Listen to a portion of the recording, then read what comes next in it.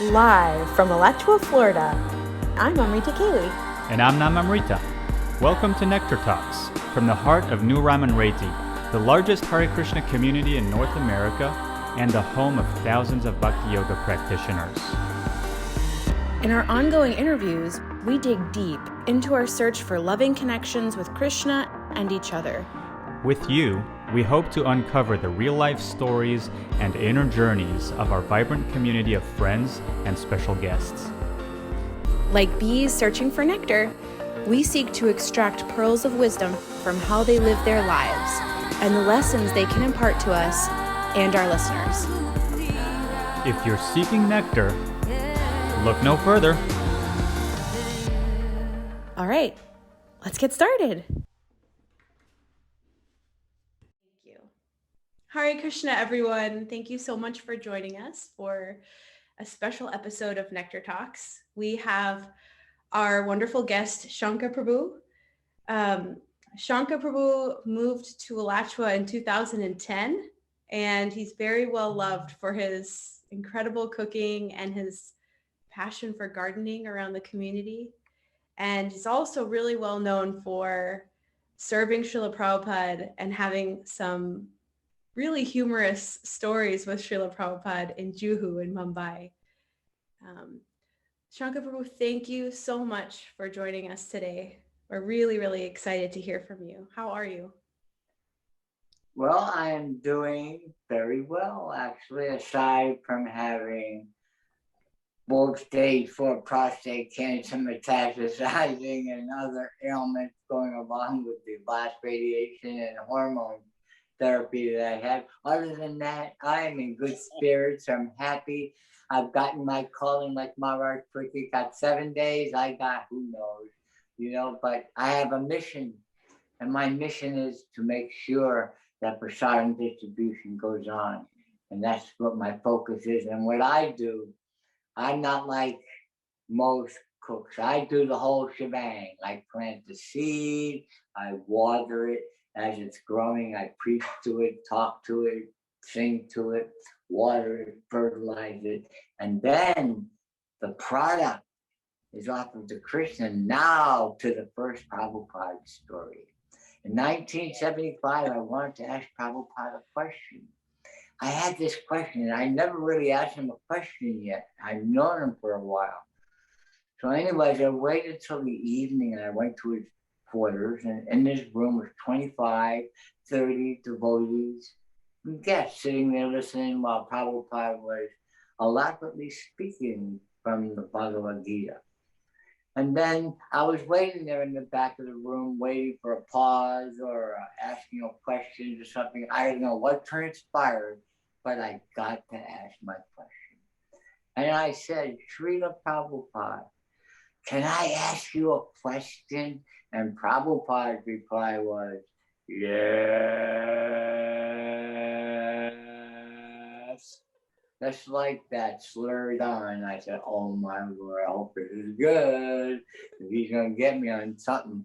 So I said, Srila Prabhupada, what is the benefit of all the flowers we offer to Krishna? Now, that's an intelligent question. It's not dumb.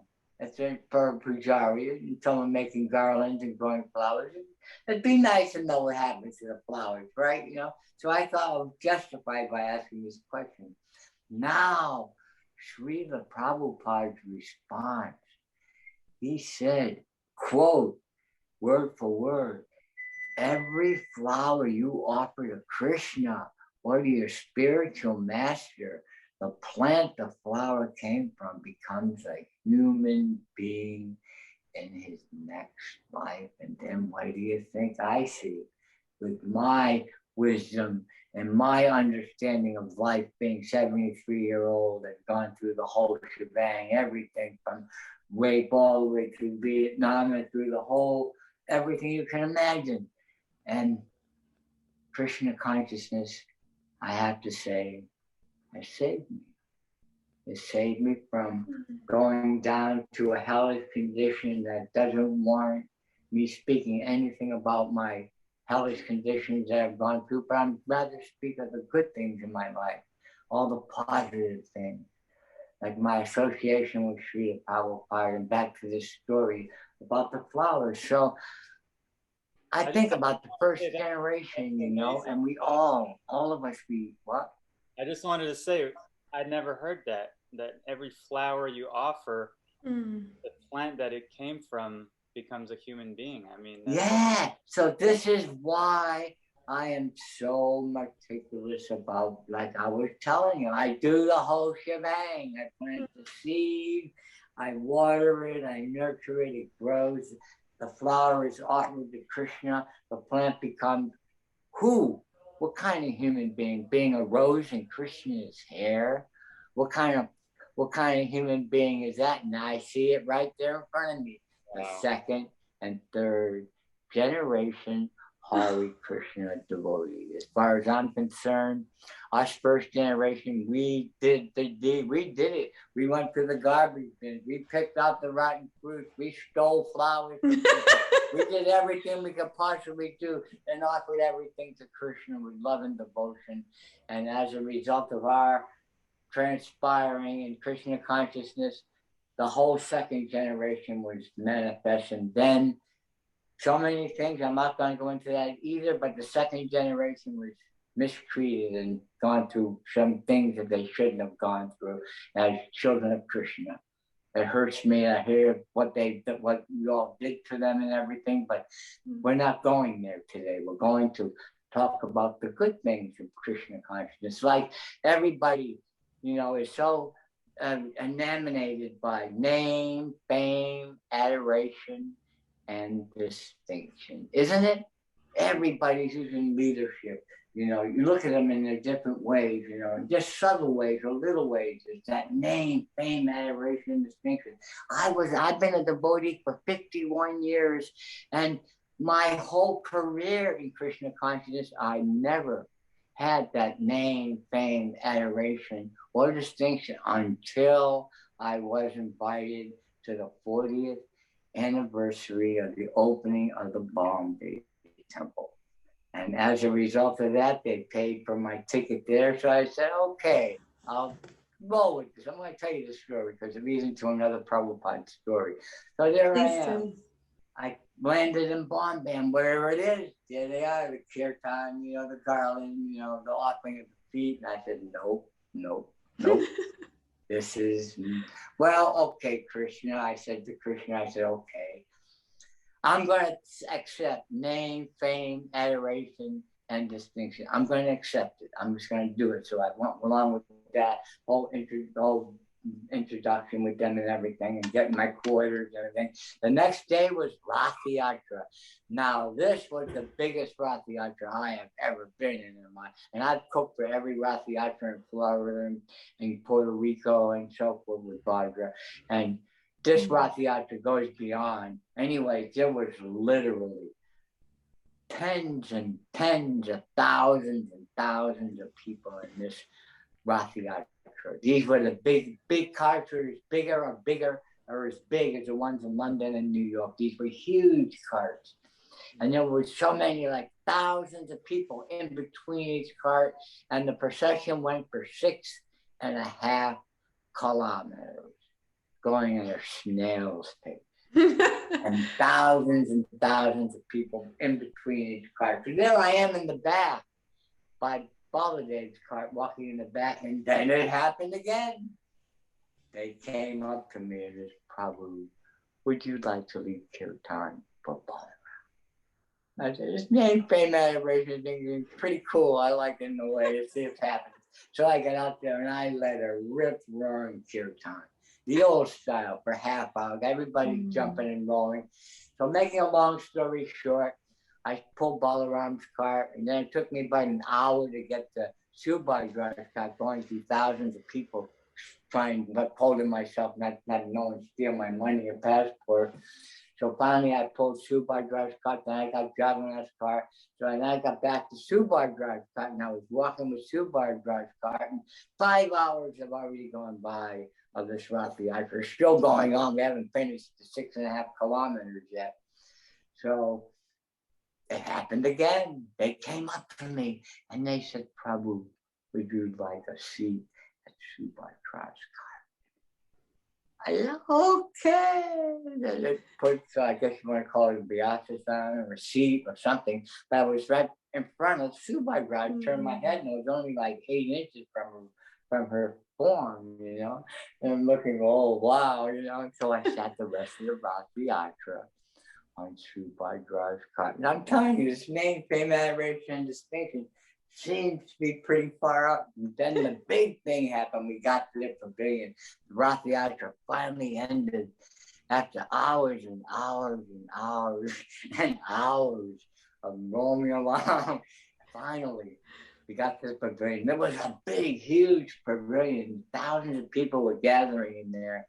So now this is a very, very, very, I guess I had television and movie stations, you know, I don't know from where or what, you know, but there was also ITV, you know, Bombay, you know. Anyways, there was all these things there, and there was a parliament lady who was, you know, and also, you know, very, I forgot what her position was. But anyways, you had all these people anyway. So I'm walking around in this pavilion, you know, and they had been serving up for 20,000 people they could find coming. Anyways, I'm walking around and finally the guy gets up on the podium and he says, now we would like all the devotees who helped build this Bombay temple to come up and sit in front here. We have a nice place for you. And it was cool. I mean, they had lounge chairs and, you know, it was kind of nice, you know, sitting there, you know. This is my first experience with this. I never had this. You know, seeing the big things with the microphones and the lights and, you know, and the cameras, you know, and I go, boy, this is big. I don't know how many people in the world are watching this. Anyway, it was really far out. So then everybody started to speak. Then the narrator went on, and then the police chief and the mayor, and, you know, what's going on? And then Gopal Krishna gets up on the podium, he says his thing, and then they wheel up Jataka Maharaj, and he says his thing, and then the narrator comes on and says, now we would like all of you devotees who helped build the temple to come up here on the stage and say some remembrance to Srila Prabhupada in the building of this temple.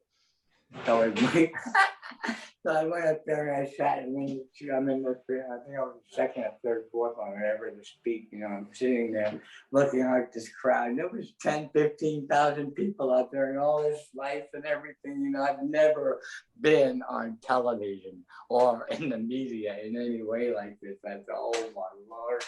And I'm thinking, what story am I going to tell the world at this moment that's not going to make Prabhupada look like a fool or anything, you know? But what story am I going to tell? And finally, it was my turn. And they said, now, Shankadas, would you tell a remembrance of Prabhupada? And then I got the story, and here's the story.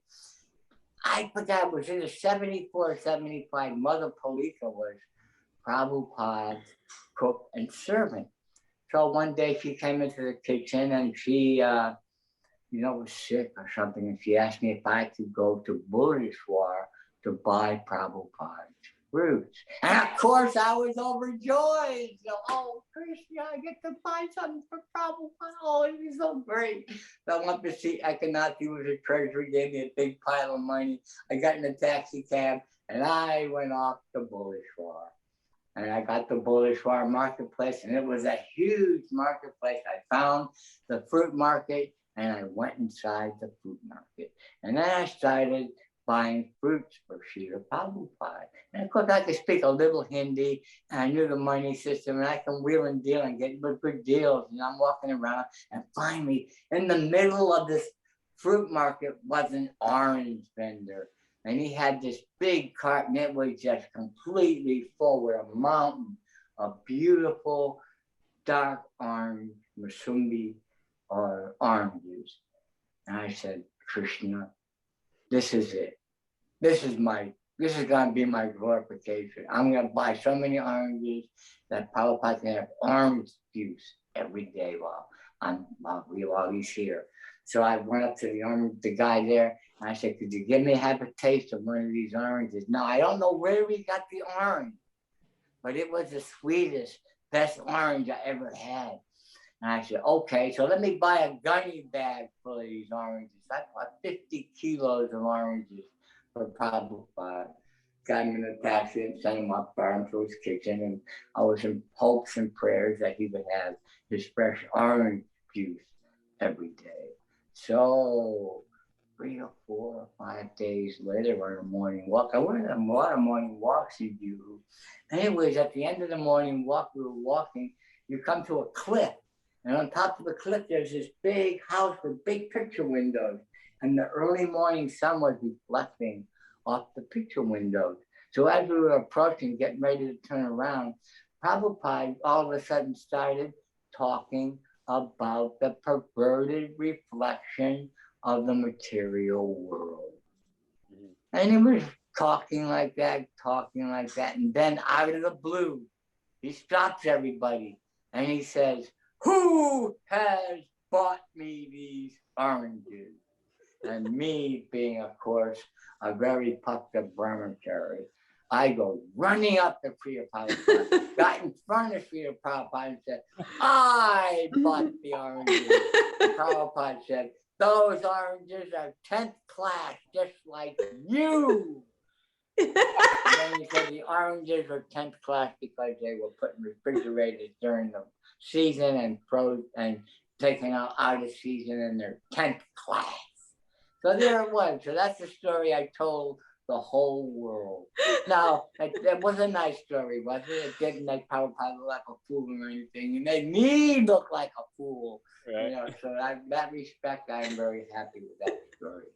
But anyways, after I got back to the Alachua, I went up in front of Krishna and Balaram, who I consider Yogeshvara, the supreme mystic. I said, Yogeshvara, supreme mystic. I don't want it. I don't want one iota ounce of name, fame, adoration, and distinction. I want none of it. Ever, ever again. None of it. I don't want it. It's useless. It's pointless. It just leads to nothing but it's useless for me.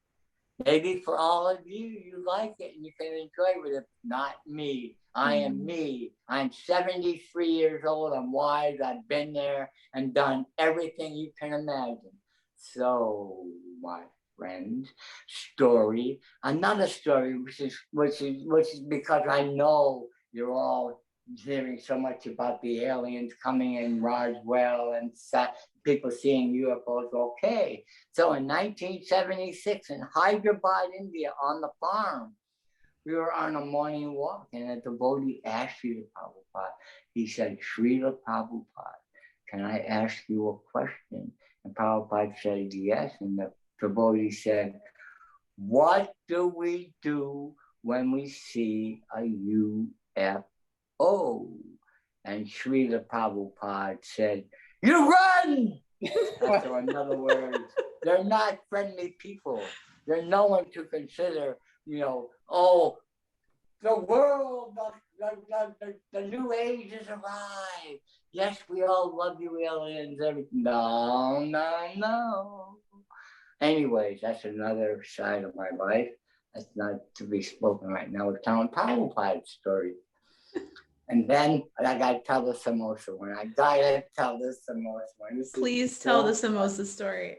This is so funny, the samosa story. Okay, so I was cooking in Bombay in 1974, from around when I was there. And one day in a morning walk, I come up and get Prabhupada's flowers. I was his flower boy. I always gave him flowers. And this time he asked me, I'm going to tell you 2 stories about the cooking. He said, Shankadas, how much ghee are you using? And I said, well, I'm using 1 kilo of ghee to cook the morning for 100 devotees, the lunch for 100 devotees, and 6 offerings for the day. I'm going to a kilo of ghee. And Prabhupada said to me, he said, that's too much. I said, what? Oh, okay, so, a few days, a couple weeks later, he come up and asked me again, so I cut it in half. So he says, how much ghee are you using now? And I said, I'm only using a half a kilo. And then Prabhupada said, you don't know how to cook. And so I asked a sannyasi friend of mine a long time ago, I said, what's going on with that? And he said, Prabhupada was just playing with you. That's all. So anyways, I will leave it with that. But back to the samosas. So in 74, 75, I was asked to make samosas for Prabhupada. I was having some VIPs come for a program. So I had this recipe for 5 vegetable Gujarati samosas. So I worked this filling for hours until it was just so perfect with the spicing and everything. And then I rolled out these puris about this big, and then I filled them halfway and flipped them over, and I made these half moon samosas. I made 32 or 34 of them and sent them up to Srila Prabhupada. So 3, 4, 5 days later, I was walking, carrying my dropper, and I bumped into Brahmananda Swami. And I said, Brahmananda Swami, did Prabhupada like the samosas? And he said, Prabhupada didn't even touch them. And I was shocked. I said, but he asked me to make these things and he didn't want them. I was confused. And then Hare, he was a brahmachari and came up to me and he said, how would you like to help me cook Prabhupada's lunch? Oh, I said, sure, Dandy, that's good. So we went up to Prabhupada's quarters, went into his kitchen, and he had the chair thing, he was showing me how to put the dal and the rice and the subsies there. And we were cooking and having a good old time.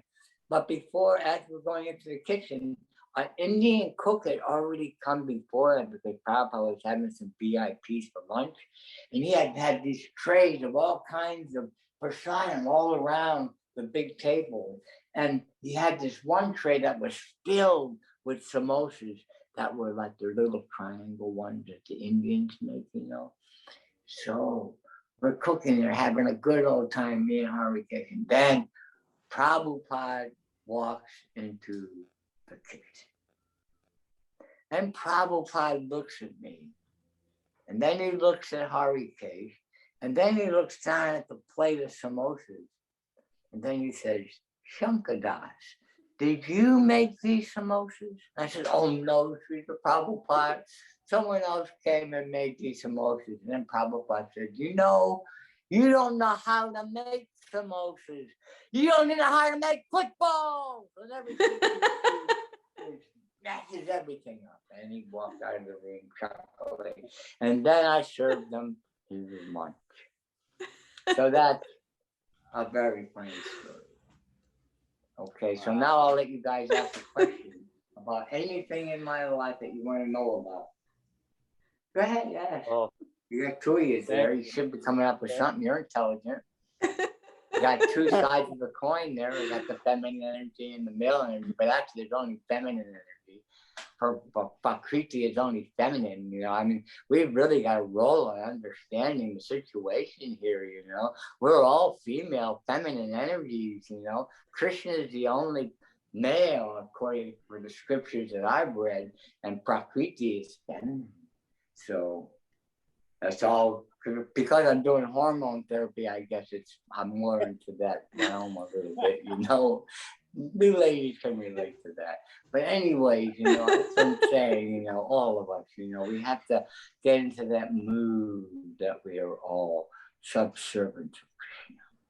He is our male, and we are just his companions and sons and sisters and brothers, because we all are brothers and sisters, and we're all equal. And I'm going to tell, because there's a lot of people out there who are still once in a while, even devotees once in a while, eating one of those little cream puffs, with a little egg on it. Nah, that's all right, and you eat it, sure, go right ahead. But I'm telling you, there's karmic reactions for every action that we do. And there's 2 sides of the coin. One side of the coin is righteous, and you don't eat anything that poops. That is one side of the coin. The other side of the coin, you eat everything that poops. everything, because I know for a fact that everything is eaten on this planet. So what is the reason that everybody is eating this flesh? I'm asking you to, what your opinion is on why people are doing it. Because look at this, the pandemic came, all right? The pandemic started in a slaughterhouse, outside slaughterhouse in China. A slaughterhouse, you know, blood, guts all over the place. And a virus manifested itself to cause destruction and havoc to the human society because of our simple activities of eating all these things of food. So me, I'm thinking, all right, I'm on Facebook. I see love, compassion, black loves black, you know, blood, all these things are going on, compassion, peace, love, you know. What happened? I went to wards, okay? And what did I see at wards? The line was almost outside at the meat market. They didn't learn one thing at all. And I'm telling you, people of the earth here, because I don't know what I am. I don't know if I'm even from your planet. You know, I have no idea because I'm so covered up with so many different gadgets and gizmos from all these different creatures and different living entities, especially CIA and all you people mess me up. You know, I'm telling you right now, reaction is coming. Mother Earth is, I'm going to say French, is pissed off. She's mad at all these because I know, because when I go on my nature walks and I put my right hand in her spring and I say the mantra to have all the goddesses of all the holy rivers and waters of the creation come and heal me, I hear Mother Earth screaming and crying and feeling so much pain. I actually can, because I'm an empath, you can't believe how much pain I feel in the forest from these trees and life, because everything is being destroyed by these demons that are taking over this planet and controlling it. And they think that your dinner and dessert, but they're really mistaken, because Yogeshvara is the supreme mystic. And by my praying, I know somehow he has put a bubble around all my friends and all the second and third generation and first generation devotees who are sincere and who really love God. Because there is a God, he's going to give everybody their fair due because he's got it all arranged for all he is. So please get your acts together. Now is the time. Something is coming. I'm an empath, a very powerful empath. And I know and I feel the energy is coming. And everything is peaceful and loving right now. The energy is so wonderful. But if you persist on doing the slaughter of eating everything that poops on this planet, I mean, I put you all out to lunch. You're all out of my realm of consciousness, out of my love, out of my bubble, all of you, everything. I've only got one wish in my mind, but now I've got stage 4 cancer. I'm dying of that. And right now, my focus is getting out of this material world. And I have renounced everything. I renounce all these. I renounce praying and everything for everybody and everything. I've only asked Krishna for one prayer and to give me only one wish, and that's that I think of him at the time of my demise when I leave. And all arrangements have already been made for my leaving. Everything has been arranged by sincere friends and true friends, because you both are my true friends, you know, and so many of you are my true friends.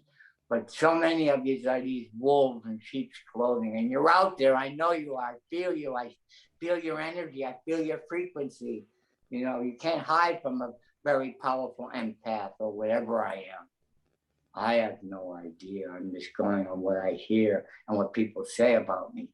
But I don't know who I am, except that I have this energy and I can go on and on like an energizer. I'm 73, and you can check my vitals and my physical being. I am the healthiest 73-year-old Vietnam veteran that anybody at the VA hospital has ever seen. My doctors are so impressed.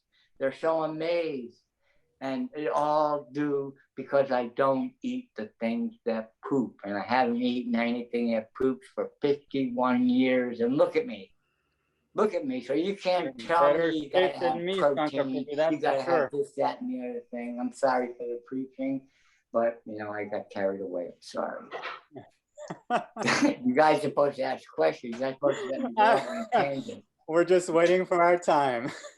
Okay, now your time. All right. I'm sorry, everybody. I just got carried away. Sanka Prabhu, thank This you is the nectar, so Sanka much. Prabhu. Thank you. Seriously, you've given us so much right off the bat. I just need to get my bearings straight and figure out, okay, where am I going to pick up from? I you know, something that's surfaced for me in everything that you've said is that you really have this special connection with nature, and I'm fascinated by that. I mean, just going back to what you said in the beginning, not only that a plant whose flower is offered to Krishna is becomes a human being in the next life, but you're planting these seeds like they're your own children, and you're seeing every seed that you plant as, you know, you're birthing a new devotee in the next life. And it's just giving me so much insight and emotion to this service that you're doing all around the community. You volunteer to you know, do people's landscaping and plant their flowers and gardens. And one thing that you told me recently, when you found out you had stage 4 cancer, you said you don't even want to get paid for that anymore. And then how you're saying how you can feel the pain of the earth and that you're an empath. I mean, this is all really deep, and I'm just learning so much of your sensibility as a human being and as a devotee to see under so many layers of just kind of the superficial existence that most people live by. And you're just in touch with all these incredible dimensions, and it's all connected to your heart. You know, it's not just, oh, I have this ability. This is all your heart and your love for every living creature out there, and always directly connected with Krishna. All you want to do is for people to get to know Krishna. And you know, I just think about when I see you at the temple and you're always giving your very special blessing. Give us the special blessing, Sanka Prabhu. How does it go? Krishna Matir Asti.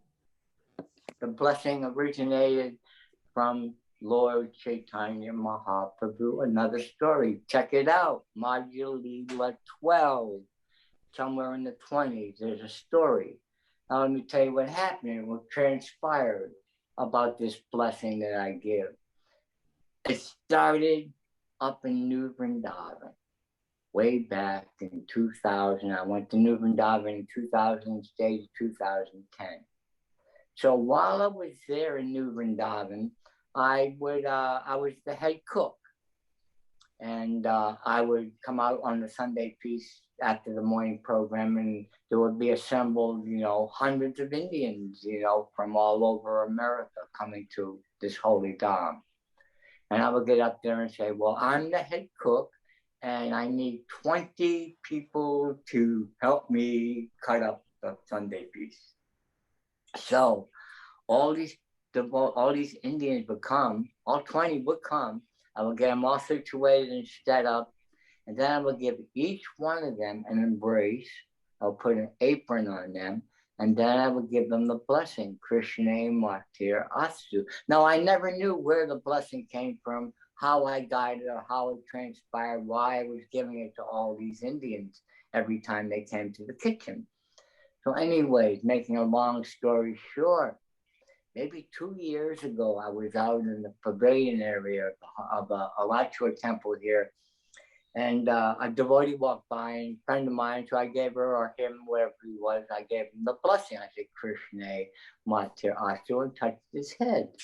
And on the side of me, there was a Prabhupada disciple sitting in a chair. And he came up to me and he said, who are you to give blessings? You're not a guru, you're not a sannyasi. I don't see you as anyone warranting the gift of giving blessing. So I scratched my head. I said, holy cow, I've been given this blessing for what now, 14 years. And I've been doing it wrong, so I freaked out. So in the morning, I went to the temple. I got in front of Krishna and Balaram, Yogeshvara, and I told him my story and what my problem was. And then I turned around and there was Madar and Mohan. So we lost one. Yes, hopefully she'll come back. So Keep going. Madam, should I keep speaking? Yeah, go ahead. She should sign back in. So anyway, so Madam Mohan said, well, let's check the database. So he got to the database, and what do you think we saw? We checked it out. Krishna, Martyr, Astu. Boom, boom, boom, boom, boom. It came up in 6 spots, but what was significant was, like I was saying, Madhya Lila 12, the origination of this blessing, and why I, Sanka, can give this blessing to whoever I want. And I don't care what anybody says, because this is what the Chaitanya Charitamrita says. Anyways, the story is, Sarvabhauma Bhattacharya was walking down the streets of Navadvip, and off in the distance he saw Lord Chaitanya Mahaprabhu coming forward with a humongous kirtan. He ran up to Lord Chaitanya Mahaprabhu, and in those days, the greeting was, Om Narayana Namaha. So he said that to Lord Chaitanya, and Lord Chaitanya, I forgot what the story goes, you read it. He embraced him and said, no, Sarvabhauma, the proper blessing is Krishna Matir Astu. So this blessing comes from the mouth of Lord Chaitanya Mahaprabhu. Now all of you are his children. He is our father. So as children of the Father, we are allowed to do as the Father is doing. If my father, Lord Chaitanya Mahaprabhu, can give that blessing and tell Sarvabhauma that's the proper blessing, then I too will do that blessing. Now to go to the purport. Aha! Because Srila Prabhupada says that every sannyasi is supposed to give this blessing to whoever he sees. Those are the words of my spiritual master. My spiritual master speaks the truth. Every word he says is spiritual, and anybody who can change that, well, I'm not going there either. So, what's the meaning? I don't know if we've mentioned it yet. What meaning? The translation of the blessing. Okay, the translation of the blessing is, may you always remember Krishna. That is the blessing. That is the blessing. Isn't that cool, guys? Isn't that cool? That's a cool blessing. It really is. I mean, I roll on it.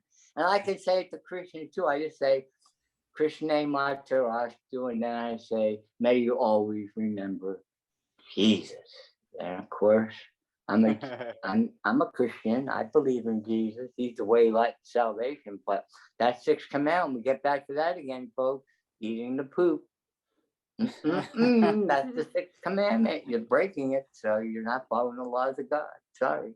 Okay, now back to your questions.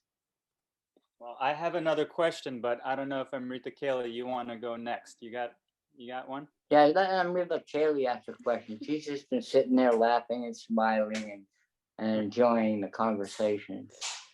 I am relishing it. You know, you had mentioned that that the 2nd and 3rd generation of devotees, you know, where have they come from? And you said they could have been a flower offered, you know, on Krishna's ear, like behind Krishna's ear. And I thought that was so beautiful and such an incredible way of seeing how you see the 2nd and 3rd generation of this movement. And I'm just asking you for a bit of advice for us, some words of encouragement for us about how we can continue to share this movement and to please Srila Prabhupada in a way that you think would be pleasing.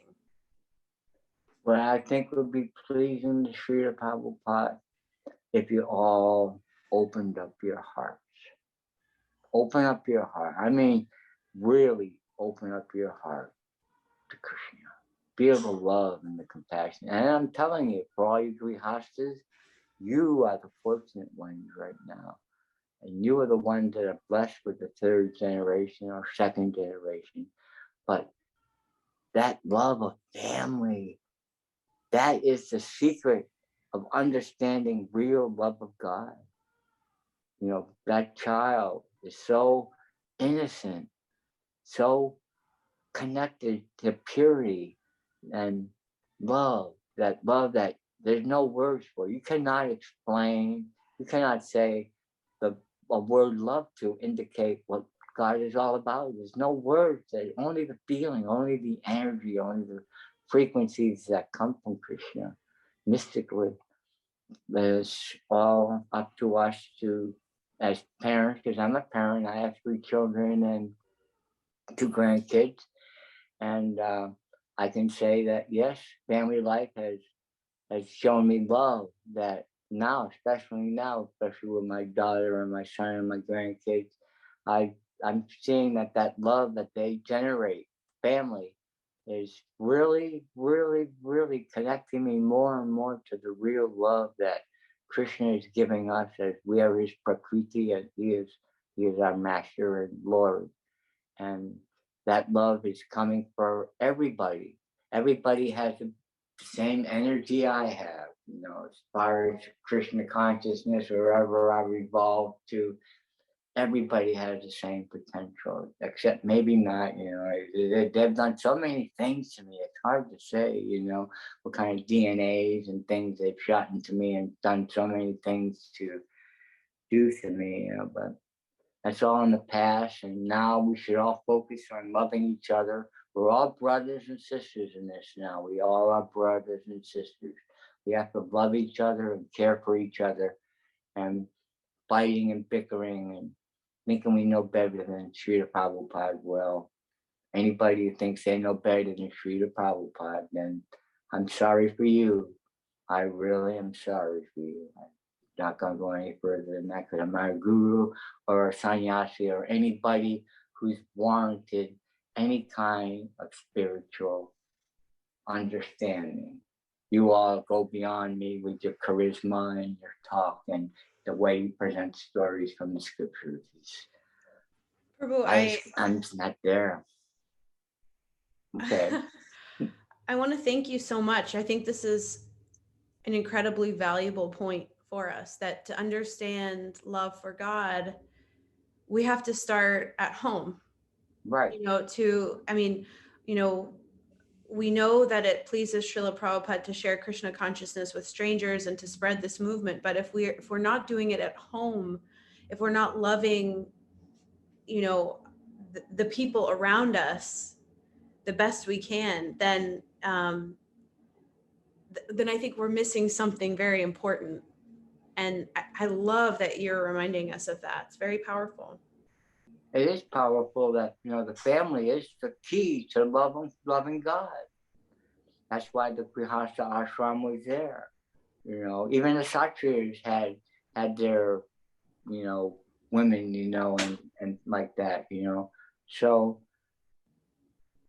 we're just very fortunate that right now we have been given some scripture, and we have given some understanding of who God is and who we are, and especially the second and third generation. You all have a mission as you are children of Krishna, born at Krishna's feet, because your mom and pop, let's listen to this, you second generation, third generation, your mom and pop, even though they did what they did, maybe they did so many things by, just neglecting you and throwing you in schools and doing all that kind of crazy stuff, still, the first generation, second generation, third generation, you're all Krishna's children.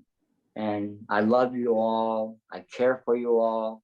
I prayed for you all. I've done everything I can possibly do for you. I cook the Sunday feast every Sunday. Every Sunday, no questions asked. Even if I have to do it alone, I do it alone. I do it with the whole heart feeling I'm pleasing Krishna. And by pleasing Krishna, I'm pleasing all of you. And as a result, you could all attest to it that every Sunday for the last 11 years, the feasts have been off the charts, and they've always been different. Everyone's different. It's just the way it is for a professional chef like myself, you know. And I'm imploring all of you who are listening, please contact Mother Mukhya. I need a replacement team to take over for me. I need you to come and learn.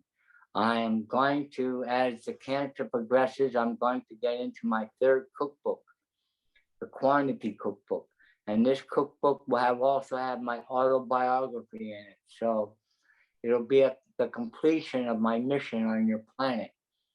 And, you know, it's really just get with Mukhya and come and learn firsthand. Stir the pot, you know, if you're initiated, you know, let you stir the pot, you know, and let you roll with learning how to really cook with an open heart for Krishna. Because my experience, I don't do it too often. I should do it more, but you taught me and helped me cook halva on one of the festival days, and it was one of the highlight spiritual experiences of my life. You just infused me with the whole love and spiritual process that it is to cook for Krishna and for the devotees, and it was really a very special experience. And you know, I want to thank you for your years of service as a cook and this mass quantity cooking. I mean, it's just incredible to me how that's done, and that you've done it, you know, with very little assistance. A lot of times you're always there in the kitchen cooking for the devotees, and you know, it's inspiring. So yes, I hope we can put together a nice replacement team for you soon. I wanted to there's so many things I want to touch base, so many topics that are coming up. I just got to ask you a little bit more about this special love that you have for the younger generation devotees. Where is that coming from? You're always, you know, glorifying the next generation devotees. You're always giving out your love for them. Where does that come from, and what's in your heart and in your mind when you talk so sweetly about it? It comes from hearing. When you go to the temple, you know, before the pandemic, there would be special days, Vishwambar, you know, so many nice kirtanis, the Mayapuris. They would get there and they would open up their hearts singing and glorifying Krishna with song. And it touched my heart so much that they have so much love in their heart, and they're so connected to Krishna like I've never seen the first generation. I mean, their connection is not like we experience. It's mystical. When Vishwambar roars off and says, Hare Sham, and singing a melody flowing through the creation. You understand that sound vibration travels through the whole creation, as far as I know from the scriptures. So when you chant the holy name with an open heart, that's what I found with the second generation, the third generation. Your hearts are really open. But because the first generation neglected you, put you in schools and abandoned you, and then you had to go through all the things that you're not supposed to have gone through as children of God. You know, you had to be abused in so many different ways by these so-called, you know, devotees, you know, whatever, you know, and it's just, it sickens me to hear that, and it hurt me so much to hear how you guys, you second generations, were the ones that had to endure and suffer so much For what reason? What reason? I didn't abandon any of my kids. Wherever cool way went to, I was there with them. You know, I still follow Prabhupada's instructions, but I didn't abandon my children. They should be thankful I didn't do that. You know, but you know, so many of you second generations were abandoned, and then you were sexually abused, physically abused, mentally abused, in so many different ways, you know. And I mean, why? Why? I always ask Krishna every time I first came, and I always would go in front of Krishna and I would ask him, why? Why does your children have to suffer like this from uh, from from from your own children? Why? And I never got an answer because, you see, I go in front of the deities and I pray, but I never get an answer directly. I just get some kind, whatever I pray for, it manifests somehow, sometime in the future. Yeah, So anyways, that's my feelings for the second, third generation. It's sad to me, but you know, I see it, you know, your tattoos, everything you're doing is for betterment of your life. You know, it's cool.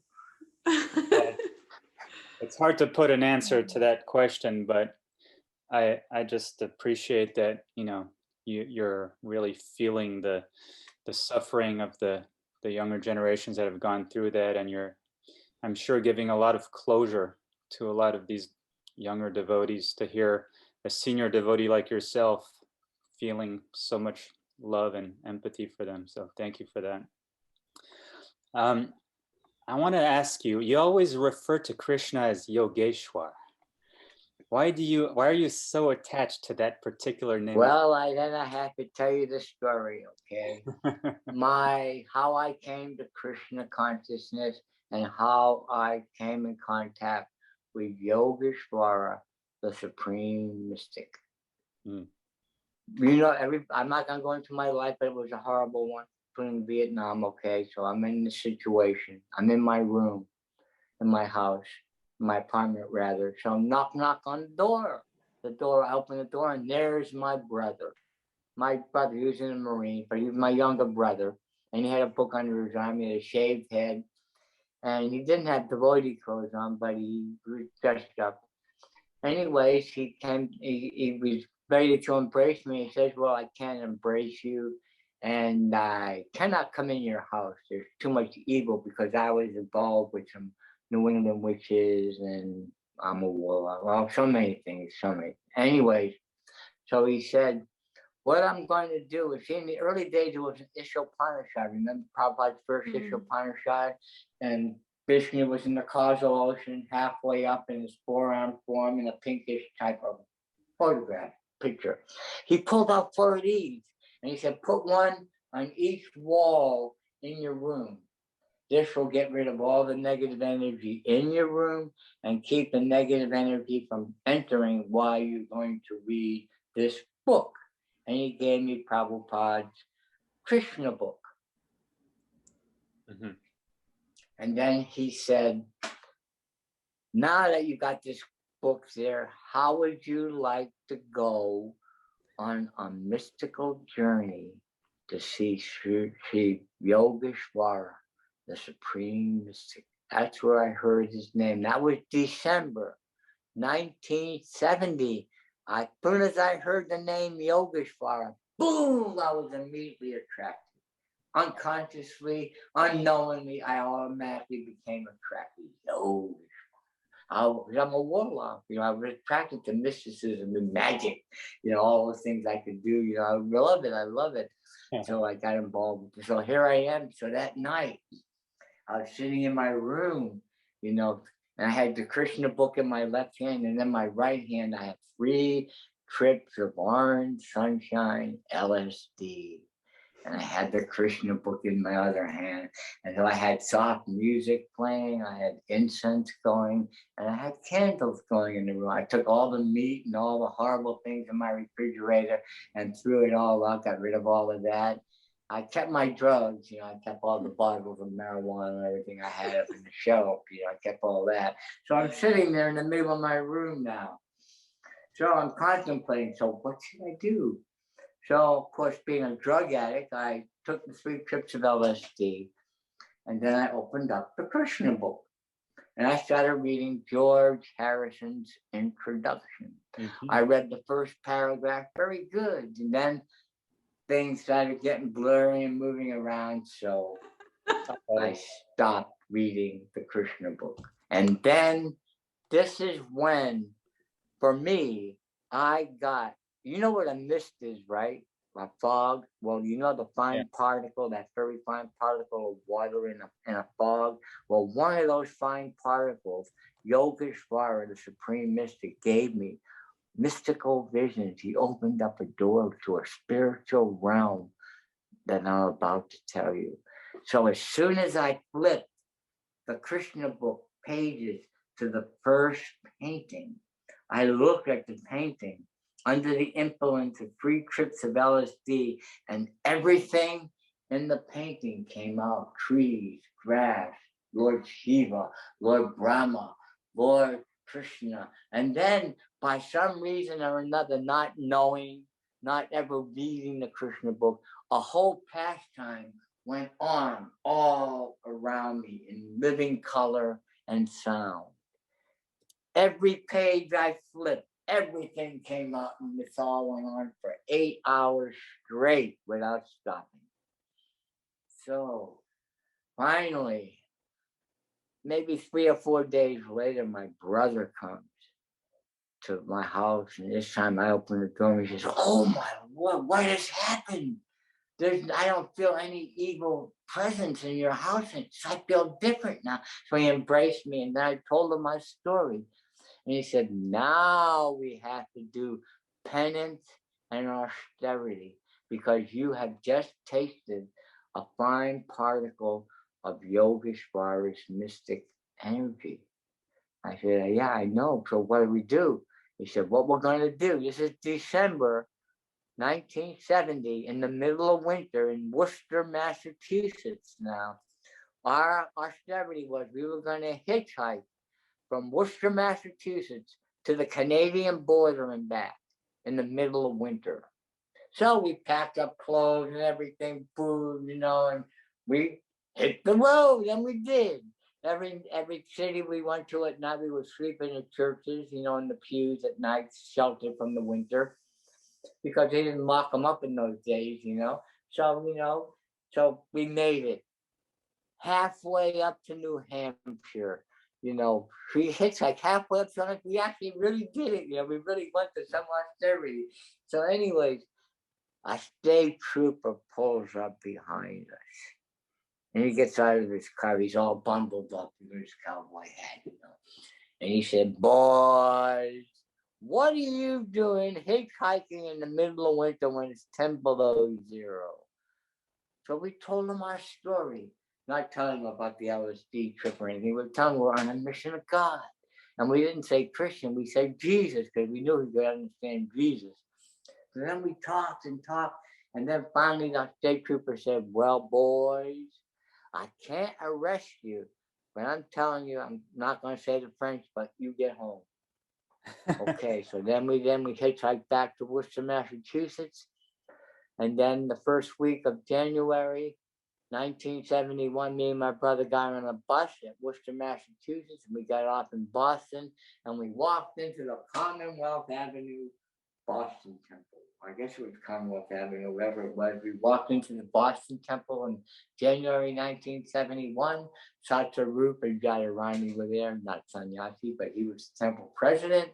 And there was also another Manjari, and I believe Priyananda might have been there too. I don't remember all the people were there, but we were all a happy gathering. We were a happy gathering in Boston. We had the greatest time. I mean, the only thing I remember that was so significant was that every morning they would put the wax paper in front of us, and then in Nanga Manjari, they made this porridge every morning, and they would just slap it on this wax paper. We would just take our hands and that's another story, but I'm not going to go any further than that. But anyways, that was enjoyable days.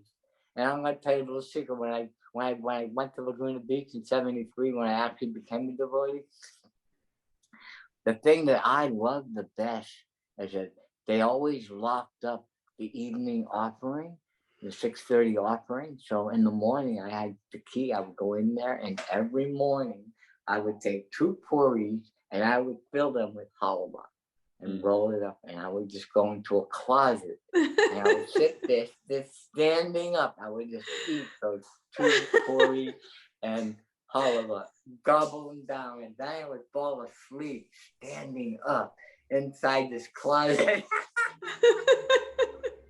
Anyway, that was the thing. That was my favorite pastime in Laguna Beach. Thus, the seed was planted for you one day becoming Krishna's cook. I guess it was. Boji Day For a lifetime. Yeah. Wow. So, any more questions? Or we can go on for as long as you want. I'm having a good time.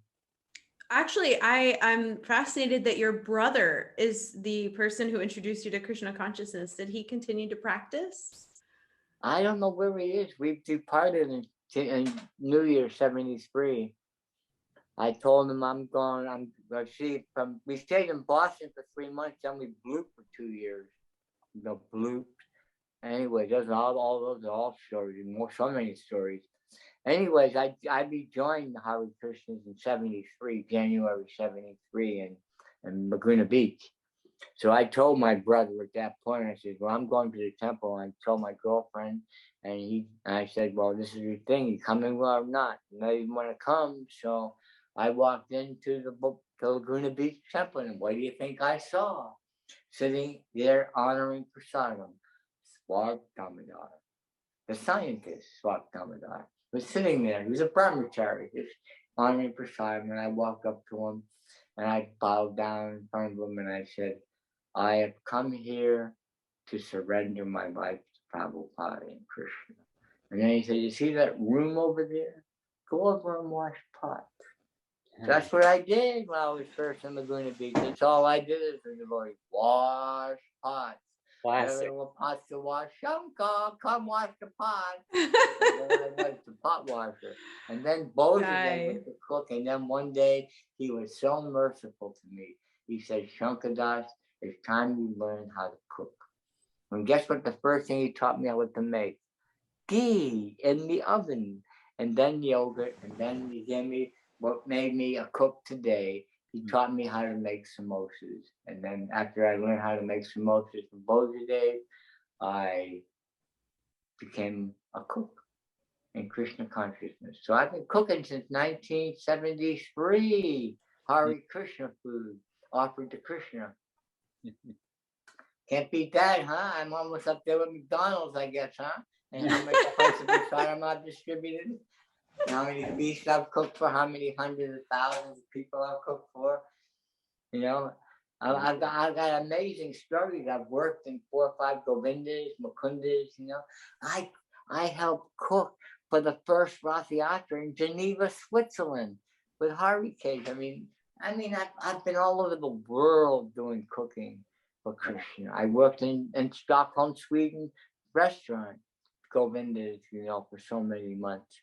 You know, and I learned cooking from Sadhananda and learning the ins and outs of cooking. And I became who I am today. I'm a very good cook and a very good gardener. I just have so much knowledge to give. Now, you guys got to come and get it. I'm done reaching out for you all. You got to come now. You want some knowledge, you got to get in the phone and call me and make an appointment. Yes. Wow.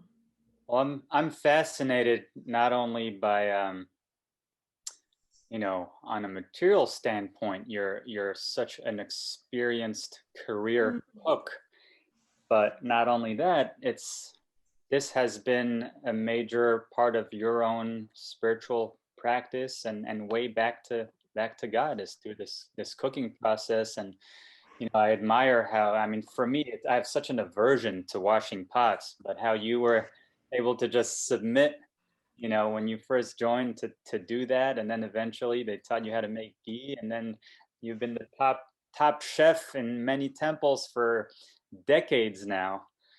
So yeah, I just love seeing those parallels, how something may seem like a material thing. As you mentioned in the beginning, you know, you recently found out that you have stage 4 cancer. And first of all, I wanted to ask you, how are you feeling? Are you in any kind of pain? Um, and then maybe you can tell us about how this has affected you in your life, and how do you see your time ahead with regards to this, and in your relation to Krishna consciousness and this whole process. Well, I have the stage 4 cancer and it's spreading, and I am accepting it. As Maharaj Parikit, he accepted the fact that he had 7 days before the snake bird was going to bite him. He was aware of that, and as a result of that, he prepared. So I am, in the same instance, am preparing myself as well for the leaving this material world. And I have to really say that Bhadra and Ananga Manjari and their family have relieved me of fears and anxiety that I might have had. Bhadra came up to me a week or so ago and said that Shankadas, your cremation is covered. Shankadas, after 10 days, your feast is covered. And I'm having my ashes taken to Mayapur, to the Ganges, where Jananava and the two brothers that serving Lord Nrsingadev, hopefully will do the ceremony for me with Bhadra and whoever else. So that's very relief. The VA is taking care of me. They've started me on a chemo pill, which I've just stopped. I am no longer going to take any more radiation treatments of any kind. I've got a living will. In my living will, I specifically have said that I do not want to be put on any life support. I do not want any catheters of any way involved in me. I want no catheters, and I want to be in hospice in a nice situation like I did for Chaitanya Ryan. I found that was very comforting. I don't want to really, no, I would rather be in an open place like hospice where people can come from all around, not just the devotees, and they can come and they can circumambulate the beds and they can pay their respects, and because I love everybody, I care for everybody, but I'm on my journey now. We're all on our own journeys, aren't we? Everybody's on their own journey. No one's going with you. Your siblings, nothing is going with you. But I do know this, and I feel this in my heart, that every soul that I've taken under my protection or my bubble of mysticism, I can say that I will always be with them for eternity, because the soul is part of God.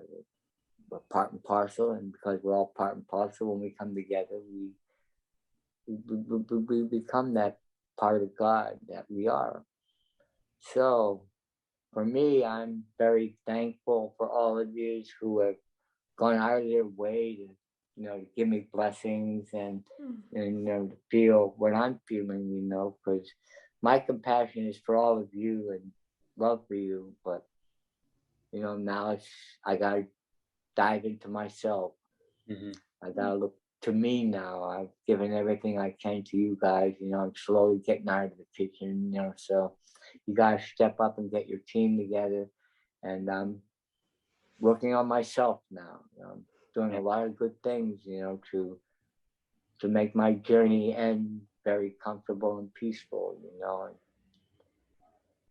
That's we pray the way that it for goes. you. And my mission, pardon? We pray that for you, that you're surrounded by devotees that you love, and that your departure is beautiful and peaceful. Prabhu, I'm just really humbled by everything that you've shared with us today. You had said that you will be with us after you leave, and I think every time someone enjoys the Sunday feast prasadam, you will be with us. We're going to be very much feeling your separation and so much gratitude for you. I want to ask if there's a way that we can serve you now. The way you can serve me now Yes. is to, I don't know, just send love vibes and chant Hare Krishna. That's all. And take care of your family and your husband, my friend. And you take care. Namamrita is taking care of his family so nicely, and they have such a beautiful daughter.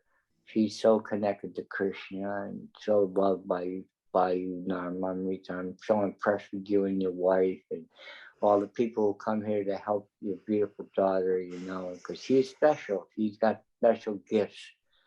And she's got a love for you that, you know, there's no words that can. That's why I'm saying family. Family brings tears to my eyes. You know, nothing else really brings tears to my eyes anymore. Just family and true friends. But it's very hard to find a true friend in this world. You know, because I've had a lot of friends. I did have one true friend. I guess he was a nice friend, but he got blown up in 1,000 pieces in a Jeep in Vietnam. So much for that one. But you know, everybody's going through something, isn't it? We all go through something, but just all these, please, just take the real, open up your hearts to Krishna. That's all I'm saying. Open up your hearts. And if you're really, really, really serious on this is a good thing for you. Now, I say this to all people that I come across. How would all of you like to drink from the well of eternal life? And by drinking, you will attain complete peace, happiness, and fulfillment of all your dreams and everything you ever wanted in this creation. I can do that for you right now. And this is how you drink from the well of eternal life. You make this vow every day that you will do this for eternity. You will start off with one round every day. Now, this is just not a jumbo round. This is a round where you take your bath. And after you take your bath, you change your clothes. And then you drink a tall glass of lime water and flush yourself out. Clean the inside. And then you sit in front of your altar. And you take your bead bag. And if you're with your husband, you take your husband with you and your children. And you sit in front of your deities. And you chant the Maha Mantra with all of your understanding of the mantra, hearing every syllable perfectly, just one round. One. Start off with one. If you can do one perfect round, I can guarantee you that you will be drinking from the well of eternal life more and more, and the rounds will increase, because that's all I can do for you. I've done it. I brought you to the well of eternal life. You can drink it or you can pass it by. Like you take a horse to water, you can't make him drink it. So now there's the well of eternal life. You chant one perfect round every day for the rest of your life. That's drinking from the well. And then from there, you will progress in Krsna consciousness and your rounds will increase as Krishna is taking over your life. Not me, not what I have said, but what Krishna has promised us in Bhagavad Gita. Surrender to him and he'll guide. He's got you. Just surrender. Just chant one round. I mean, there's not one of you out there that can't chant one round every day. 10, 15 minutes out of your 24-hour day. I'm not telling you to chant 16 rounds and go all crazy. I'm telling you, do one good round first. Get the real essence of Krsna consciousness. Chant that pure round. And then you will be like this beautiful mother here with a beautiful child, feeling the love of Krsna consciousness through family. Isn't it? Maria Kelly? Isn't it? You get the smile on your face. You're feeling so much love from your child. I see it. I can see your tears. I can feel your emotion. And we're not even near each other. We're so far away. So it's... Sanka Prabhu, I want to thank you so much. That was an amazing final gift you've given us. on how we can drink from the well of eternal existence by just one perfect round, sitting in our temple room in front of Krishna and really meditating on the meaning of the holy name as we understand it. And this has been really an incredible time that we got to spend with you. Thank you so much for taking the time.